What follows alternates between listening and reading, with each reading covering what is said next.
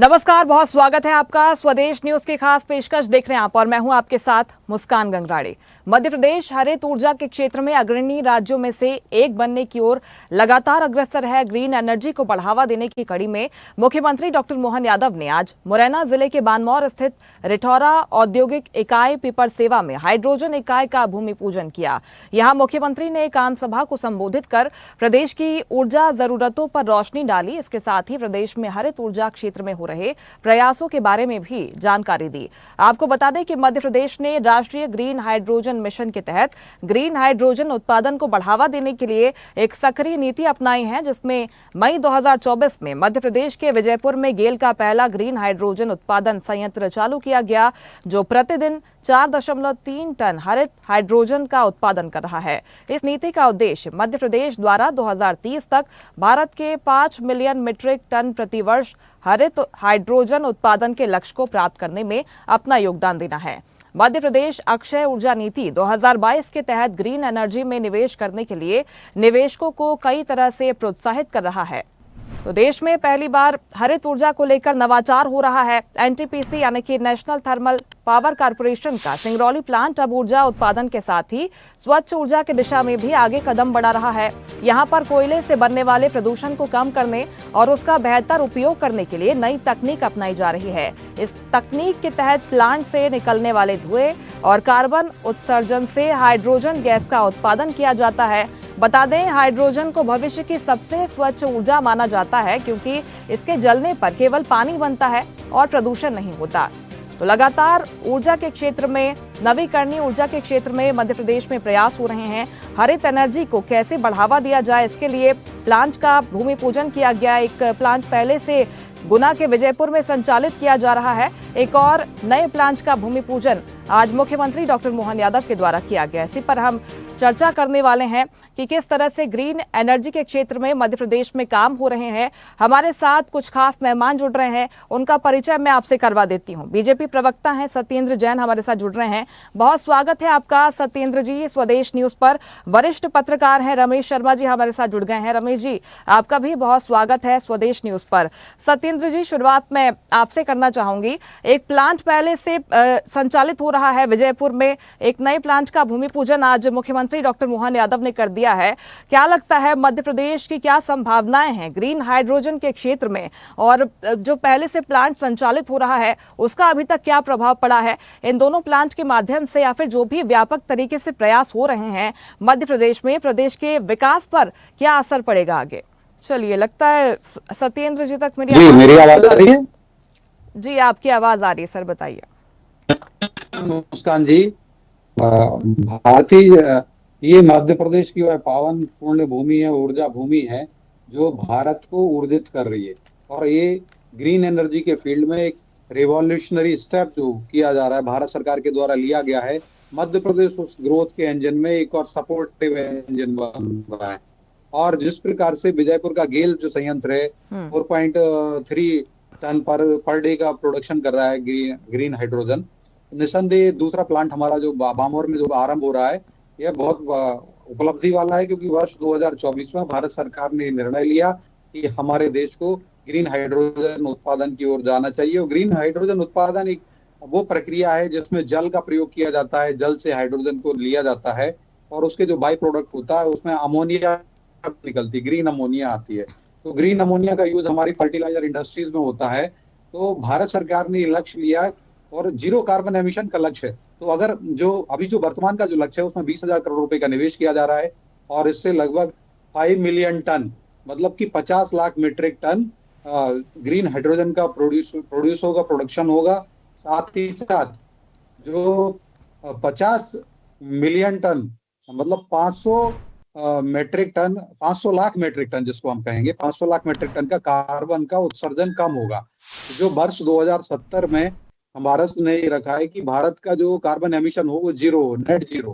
तो वो करने की दिशा में एक बहुत बड़ा कदम है। और जो हम कहते हैं कि माता भूमि पुत्रो अहम पृथिव्या, इसमें हमारे पर्यावरण संरक्षण का भाव भी झलकता है, क्योंकि ये ग्रीन एनर्जी जो है, ये ग्रीन एनर्जी क्रांतिकारी एनर्जी है, रिवोल्यूशनरी एनर्जी है, जो जल से उत्पन्न होगी और फिर पुनः जब कंबशन हो जाएगा हाइड्रोजन का, फिर पुनः जल बन जाएगा। तो ऐसी ऊर्जा रिसाइकलिंग का है और ग्रीन वातावरण पे जीरो प्रभाव डालेगी। मध्य प्रदेश उसमें भारत की सरकार का जो मिशन है उसमें कंधे से कंधा मिला करके आगे बढ़ रहा है, और निस्संदेह में हम देखेंगे कि आने वाले समय में उसका बहुत बड़ा लाभ होगा। और भारत सरकार को मैं धन्यवाद देता हूँ, और मध्य प्रदेश की सरकार भी उसमें सहभागिता कर रही है। ग्रीन एनर्जी के मिशन में सोलर एनर्जी का जो योगदान है, जिस प्रकार से मध्य प्रदेश में जब 2003 तक जब कांग्रेस की सरकारें थी, मात्र 3-4 हजार मेगावाट का विद्युत उत्पादन ही होता था, और आज लगभग 10 हजार मेगावाट के आसपास का विद्युत उत्पादन मध्य प्रदेश में सोलर और या ग्रीन एनर्जी का हो रहा है।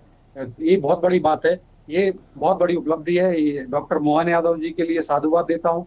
और केंद्र में भारत सरकार ने जो लक्ष्य रखा था, मतलब वो 100 गीगावाट का ग्रीन एनर्जी प्रोडक्शन का 2030 का लक्ष्य था। प्रधानमंत्री श्री नरेंद्र मोदी जी, जिनको हम इसीलिए कहते हैं नव भूतो न भविष्यति प्रधानमंत्री, जो अब ऐसे भविष्य में कभी संभव नहीं है, ऐतिहासिक प्रधानमंत्री, जिन्होंने जो उनके नेतृत्व में भारत ने लक्ष्य रखा था कि 2030 तक हम 100 गीगावाट का उत्पादन सोलर एनर्जी से या हमारी जो पवन ऊर्जा से इस सबसे करेंगे, और जी। उसको हमने 2025 में ही प्राप्त कर लिया है। और मध्य प्रदेश में ये जो लक्ष्य ग्रीन हाइड्रोजन का है, निसंदेह इसमें भी 125 गीगावाट का उत्पादन एडिशनल होगा जब ये सब 2030 तक कंप्लीट हो जाएगा। तो एक बहुत बड़ा उपलब्धि है, और निसंदेह वो दिन दूर नहीं जब 1 किलो हाइड्रोजन में 1 किलो ग्रीन हाइड्रोजन का उपयोग होगा कार के अंदर, वो कार हमारी 250 से 300 किलोमीटर तक चलेगी। तो ये बहुत बड़ी उपलब्धि होगी। और ग्रीन हाइड्रोजन का वर्तमान का जो मूल्य है 1 किलो का भी भारत में लगभग 400 रुपए किलो पड़ती है। तो जब ये अच्छे तरीके से मिशन चलेगा और जब ज्यादा प्रोडक्शन होगा तो उसकी कीमत डाउन होगी, और लगभग 200 से 250 रुपए किलो की ग्रीन हाइड्रोजन मिलेगी। और जिसमें कि आप देखिए हमारी कार कितनी चलेगी, जो 250 किलोमीटर चलेगी, तो एक किलो में और उतने की मिलेगी। तो ये बहुत बड़ी उपलब्धि होगी, और निस्संदेह जीरो एमिशन होगा। और मैं कहूँ कि जिसमें कि जीव हिंसा भी कम होगी, कार्बन एमिशन भी कम होगा, और ग्रीन एनर्जी की जो बहुत बड़ी उपलब्धि रहेगी, विश्व के लिए भारत की ओर से एक अनुपम देन रहेगी, दिव्य उपहार रहेगा। भारत में प्रधानमंत्री श्री नरेंद्र मोदी जी उसके लिए उसके पात्र रहेंगे, और मध्य प्रदेश भी कंधे से कंधा मिला करके डॉक्टर मोहन यादव जी के नेतृत्व में इसको आगे बढ़ा रहा है, तो वो भी साधुवाद के पात्र रहेंगे। बिल्कुल, कुल मिलाकर आत्मनिर्भर भारत की जो बात हो रही है उसमें मध्य प्रदेश अग्रणी राज्य बनकर उभरा है। रमेश जी, आप इस पर क्या बात रखेंगे, क्योंकि ऊर्जा के क्षेत्र में अब प्रयास हो रहे हैं, हरित ऊर्जा के क्षेत्र में प्रदेश आगे बढ़ना चाहता है।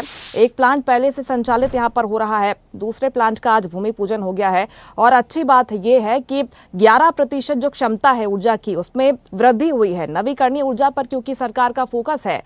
तो ऊर्जा के क्षेत्र में इस तरह के प्रयासों से प्रदेश के जो ओवरऑल डेवलपमेंट है उस पर क्या प्रभाव पड़ रहा है, और कैसे देखते हैं आप इन प्रयासों को? नहीं, निश्चित रूप से ये प्रयास बहुत अच्छा है।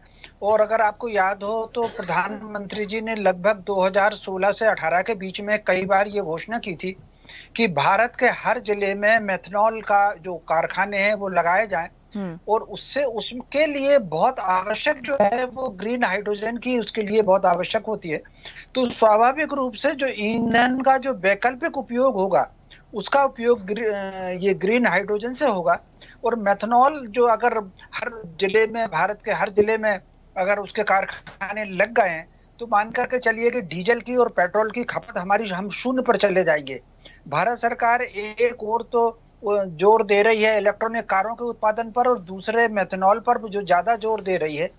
ये जो ग्रीन हाइड्रोजन उत्पन्न होगी तो ग्रीन हाइड्रोजन से बनने वाला जो ऑयल होगा उससे जो कार चलेगी, जो ईंधन से जो कार चलेगी, वो जो अभी जो वायु प्रदूषण होता है कारों के चलने से वो सारा का सारा समाप्त होगा। फिर इसके अलावा ये कहीं ना कहीं लिक्विड के रूप में वायु में घुलेगी, इससे पानी बनेगा तो वायु में घुलेगी, तो वायु में घुल करके ये जो वायु का प्रदूषण जो और दूसरे कारखानों से और अन्य दूसरे रास्तों से जो वायु प्रदूषण होता है, उस वायु प्रदूषण को ये जो ह्यूमिडिटी के परसेंटेज है उसको देगी। मैं समझता हूं आने वाले भविष्य के लिए, पर्यावरण की दृष्टि के लिए, और हमारे आने वाली पीढ़ियों को सुरक्षित जीवन देने के लिए, आज अगर बीमारियां आप अगर देख रहे हैं तो वायु प्रदूषण से बहुत ज्यादा बीमारियां हो रही हैं। तो कई शहरों का तो जो वातावरण है वो रहने लायक बचा नहीं है। आता है सर्दियों के दिनों में, अगर आप देखेंगे तो सर्दियों के दिनों में आता है कि किस शहर में कितना प्रदूषण फैल गया। तो मैं समझता हूँ उस दिशा में एक और पूरा भारत अगर विश्व में अग्रणी होने के लिए प्रयत्न कर रहा है, तो मध्य प्रदेश देश का हृदय प्रदेश है। हम मध्य प्रदेश देश के अन्य प्रांतों में अग्रणी होने की कोशिश कर रहा है, और जो 4-5 योजनाएं भारत को समृद्ध बनाने की, और उसमें मध्य प्रदेश की गिनती, 6 राज्यों में मध्य प्रदेश की गिनती है। और मैं समझता हूँ ये जो ग्रीन हाइड्रोजन के उत्पादन से हम कहीं ना कहीं 2 राज्यों को, जिस दिन इसका उत्पादन होने लगेगा, हम 2 राज्यों को और पीछे छोड़ देंगे।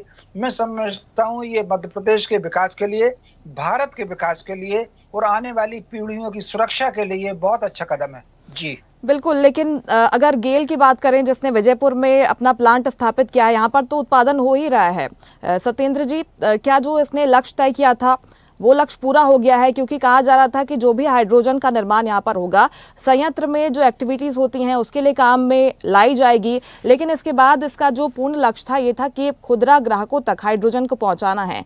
वो लक्ष्य पूरा हो गया है? देखिए, अभी ये आरंभिक स्टेज में है, भारत ने लिया है, और निस्संदेह अभी खुदरा ग्राहकों तक नहीं, लेकिन ये फर्टिलाइजर कंपनियों को हम ग्रीन अमोनिया दे रहे हैं। क्योंकि हाइड्रोजन जब निकलती है ग्रीन हाइड्रोजन मिशन में, तो हाइड्रोजन के साथ ग्रीन अमोनिया भी प्राप्त होता है। और आपको ग्रीन अमोनिया, देखिए हम अभी फर्टिलाइजर के क्षेत्र में आत्मनिर्भर नहीं है। हमें अभी बहुत सारा फर्टिलाइजर या उर्वरक जो है हमें विदेशों से आयात करना होता है। तो निस्संदेह कुछ समय में जब हमारी और कैपेबिलिटीज बढ़ेंगी, हमारी मैन्युफैक्चरिंग कैपेबिलिटीज बहुत सारी हो जाएंगी, जब अच्छी उन्नत हो जाएंगी, तो हमारे यहाँ कार जो हैं, हाइड्रोजन कार आ जाएंगी। तो हाइड्रोजन कार के माध्यम से भी हमारे कारों में, गाड़ियों में भी यह ग्रीन हाइड्रोजन का उपयोग होगा। तो अभी खुदरा तो नहीं, लेकिन वो इंडस्ट्रियल यूज में आ रहा है। हमारी जो फर्टिलाइजर कंपनीज हैं उसमें उसका प्रयोग हो रहा है, और निस्संदेह उससे भी हम विदेशी मुद्रा को बचा रहे हैं। क्योंकि अगर जो अमोनिया हम विदेशों से आयात करते, या तो वो या जो उर्वरक आयात करते हैं उसकी उर्वरक निर्भरता कम होती जा रही है। और जिस प्रकार से इस स्वतंत्रता दिवस के अवसर पर भारत के भूतो भविष्यति प्रधानमंत्री, ऐतिहासिक प्रधानमंत्री आदरणीय श्री नरेंद्र मोदी जी ने घोषणा की है कि हमें भारत को उर्वरक के क्षेत्र में भी आत्मनिर्भर बनाना है। तो निस्संदेह ग्रीन हाइड्रोजन मिशन जो है, जिससे ग्रीन अमोनिया प्राप्त होगी, उर्वरक के क्षेत्र में भी भारत आत्मनिर्भर होगा, उर्वरक भी भारत के अंदर विनिर्माण होगा उनका। और जो चूंकि आज ऊर्जा की बात हो रही, तो आप देखिए इस ऊर्जा में क्रांतिकारी परिवर्तन भारत में हुए हैं। मध्य प्रदेश का ग्रोथ इंजन रहा है। जिस प्रकार से मध्य प्रदेश ने, आज मध्य प्रदेश की ऊर्जा उत्पादन की क्षमताएं, समग्र ऊर्जा अगर देखा जाए, सोलर और कन्वेंशनल एनर्जी है, या जो हमारे पावर प्लांट्स हैं उन सब के द्वारा हो रही है, या विद्युत, जल विद्युत है, इन सबको मिलाते हैं तो लगभग 32 से 33 हजार मेगावाट के आसपास का विद्युत उत्पादन हो रहा है। ये वही मध्य प्रदेश है जो मैं आपको बता रहा था कि 3-4 हजार मेगावाट विद्युत उत्पादन नहीं होता था, अंधकारमय प्रदेश होता था। तो हमारे यहाँ पुराणों में जो मंत्र है कि अस्तो माह सदगमया तमसो माह ज्योतिर्गमया, तो तमसो माह, मध्य प्रदेश में तमस ही तमस रहता था, भारत में तमस ही तमस था। जब से भारत में प्रधानमंत्री श्री नरेंद्र मोदी जी आए हैं, उजाले की ओर हम चले गए हैं। और मध्य प्रदेश में से भाजपा की 2003 से सरकार रही है, चाहे वो उमा भारती जी की, बाबूलाल गौर जी हो, या शिवराज सिंह जी की सरकार, और अभी वर्तमान में डॉक्टर मोहन यादव जी की सरकार है। इन सब ने जो अभूतपूर्व कार्य किया, रचनात्मक कार्य किया है। और आप देखिए 4000 मेगावाट जो था, 2500-3000 या 4000 बोले, तो वो आज हम 32,000-33,000 मेगावाट आ गए। और जिसका डबल, मतलब 2.5 गुना, लगभग 2.5 गुना तो हमने सोलर एनर्जी से और पवन ऊर्जा से प्राप्त कर लिया है। तो ये बहुत बड़ी उपलब्धियां हैं, ये हमारी सरकार के द्वारा हुआ है। कांग्रेस को और विपक्षी दलों को इसके लिए धन्यवाद देना चाहिए खुले मन से, क्योंकि हमने जो काम किया, कांग्रेस ये आकलन करती थी कि 2045 तक हम $5 ट्रिलियन की इकोनॉमी बनेंगे, और आप देखिएगा 2025 चल रहा है, आज हम $4 ट्रिलियन से ज्यादा की इकोनॉमी हो गए, और $1 ट्रिलियन को जोड़ने में भी हमें 1-1.5 साल में हम बन जाएंगे।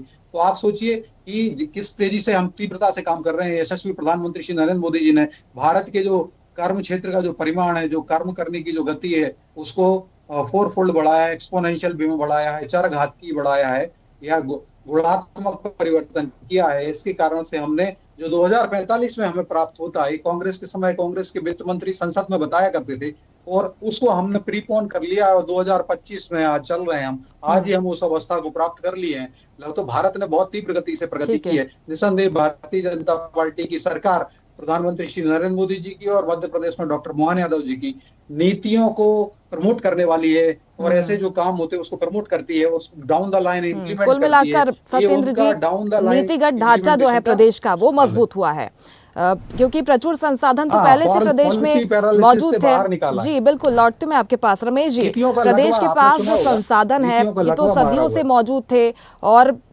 अब जो नीतिगत ढांचा आया है, आपको लगता है कि इसकी वजह से प्रदेश में निवेश आ रहा है? क्योंकि हम देख रहे हैं कि जो निवेशक हैं वो भी इंटरेस्ट दिखा रहे हैं, इसके कारण ये बदलाव हम देख पा रहे हैं अब। नहीं, निश्चित रूप से ये बात आपने बिल्कुल सही कही। आधारभूत ढांचा अगर मजबूत होगा तो नींव अगर अच्छी होगी तो उसी पर एक अच्छी इमारत खड़ी हो सकती है। मकान अगर अच्छा दिखने वाला होता है तो उसकी ओर आकर्षित होते हैं। तो मध्य प्रदेश क्योंकि ऐसी धरती है, ये संसार की प्राचीनतम धरतियों में से एक है, और यहाँ पर प्रकृति ने भरपूर संसाधन दिए हुए हैं। यहाँ हीरा भी अगर निकलता है या सोने की भी खदानें निकलती हैं, ग्रेनाइट निकलता है, तो इसके अलावा कई प्रकार की गैसें यहाँ पर निकलती हैं। लेकिन आधारभूत ढांचा कमजोर होने के कारण ना तो उद्यमियों का इस ओर ध्यान गया, न समाज का, न जनता का इस ओर ध्यान गया। अब कम से कम ये ध्यान इस तरफ गया है तो हमारे यहाँ कहीं ना कहीं निवेश का वातावरण भी बना है। और निवेश के वातावरण के साथ साथ जो कुछ आधारभूत परिवर्तन किए हैं कि यदि कोई निवेशक अगर आ रहा है कहीं अपना निवेश करने के लिए, तो उसको फाइलिंग की प्रक्रिया में बहुत अनावश्यक विलंब ना हो जाए, इसके लिए उन्होंने जो एक वन डेस्क जो बनाई हुई है, तो उसके आधार पर जो तेजी से काम हो रहे हैं।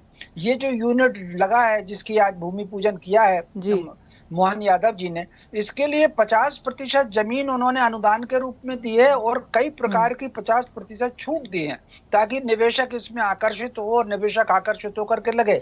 मोहन यादव जी ने ये भी घोषणा की है कि ये जो ग्रीन हाइड्रोजन के लिए और प्लांट और उद्योगपति दूसरे जगह पर भी आएंगे, जहां उनका प्लान है वहां पर वो इस तरह की सुविधाएं और देंगे।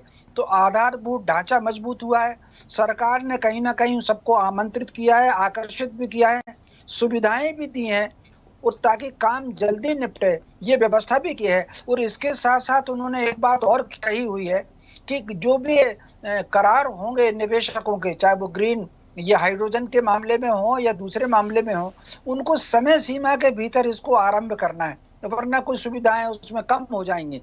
तो यही कारण है कि निवेशक आकर्षित भी हुए हैं, और आकर्षित होने के साथ उन्हें चूंकि समय सीमा में अपना काम स्टार्ट करना है, तो वो काम तेजी से कर भी रहे हैं, जो हमको मुरैना में दिखा हुआ है। तो मैं समझता हूँ मध्य प्रदेश इस औद्योगिकरण की दिशा में भी तेज होगा, और कहीं ना कहीं भारत और संसार में एक छवि भी अपनी बनाएगा कि ये जो मध्य प्रदेश है, इस तरीके से प्रगति की गति को यूं भी बढ़ाया जा सकता है। जी बिल्कुल, निश्चित तौर पर। लेकिन इसमें कहीं ना कहीं चुनौती जो स्किल डेवलपमेंट की कमी है वो हमारे पास पिछले कई वर्षों से देखी जाती रही है। सत्येंद्र जी, इस बारे में अभी क्या काम हो रहा है? देखिए, स्किल को भी हमने बढ़ाया है, और स्किल का मंत्र योगा करोमिषु कौशलम। प्रधानमंत्री श्री नरेंद्र मोदी जी ने एक और नया मंत्र दिया, स्किल मिशन बनाया और कौशल विकास मंत्रालय भी बनाया हुआ। और मंत्र क्या दिया उन्होंने? Skill, up skill and re skill. तो आप अपने अंदर जो भी स्किल है उसको अप स्किल करिए और उसके बाद में री स्किल करिए।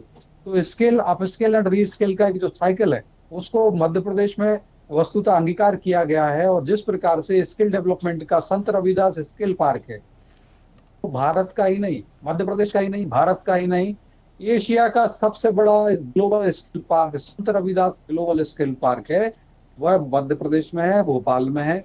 और अनेक स्किल मिशन की अनेक योजनाओं के द्वारा हमारे युवाओं को भी हम लाभ दे रहे हैं।